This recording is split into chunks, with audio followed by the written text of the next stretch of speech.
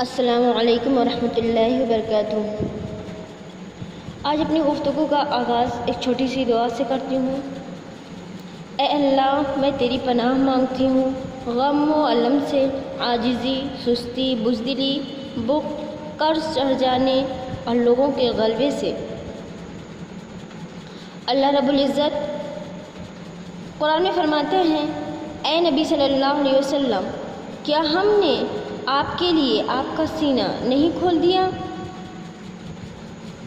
قرآن مجید میں سینہ کھولنے کا لفظ جتنی بار بھی آیا ہے، ان میں ہر قسم کے ذہنی خلجان اور تردد سے پاک ہو کر کامل یکسوئی سے اسلام کی راہ پر گامزن ہونے کی تلقین کی گئی ہے، اور آگے کی بڑی بڑی مہمات اور سخت سے سخت کاموں کو سر انجام دینے کے لیے نبی اکرم صلی اللہ علیہ وسلم کو حوصلہ بڑھایا گیا ہے۔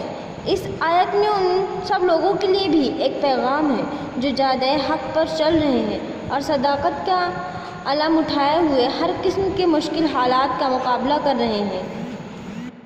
اسی طرح سورہ زمر میں اللہ تعالیٰ ارشاد فرماتا ہے کہ کیا پھر وہ شخص جس کا سینہ اللہ نے اسلام کے لیے کھول دیا ہے اور وہ اپنے رب کی طرف سے ایک روشنی پر ہے، وہ سخت تنگ دل کافر کے برابر ہو سکتا ہے؟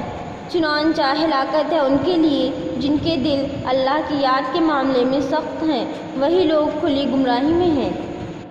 اس سے معلوم ہوتا ہے کہ سچ و حق ہے دل کو کشادہ ہوتا ہے اور جھوٹ و منافقت سے سخت ہو جاتا ہے۔ سورہ انعام میں اللہ تعالیٰ ارشاد فرماتے ہیں، چنانچہ اللہ جسے ہدایت دینا چاہتا ہے اس کا سینہ اسلام کے لیے کھول دیتا ہے، اور جسے گمراہ کرنا چاہتا ہے اس کا سینہ تنگ کر دیتا ہے جیسے وہ آسمان میں چڑھ رہا ہے۔ اور آل عمران میں اللہ تعالیٰ ارشاد فرماتے ہیں، اور مومنوں کو اللہ ہی پر بھروسہ کرنا چاہیے۔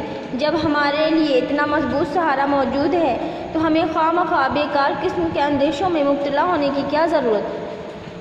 تقدیر میں جو لکھا ہے اسے تو لکھنے والا ہی جانتا ہے جو علام الغیوب ہے، سب سے بڑھ کر غیب جاننے والا اور قادر مطلق بھی ہے۔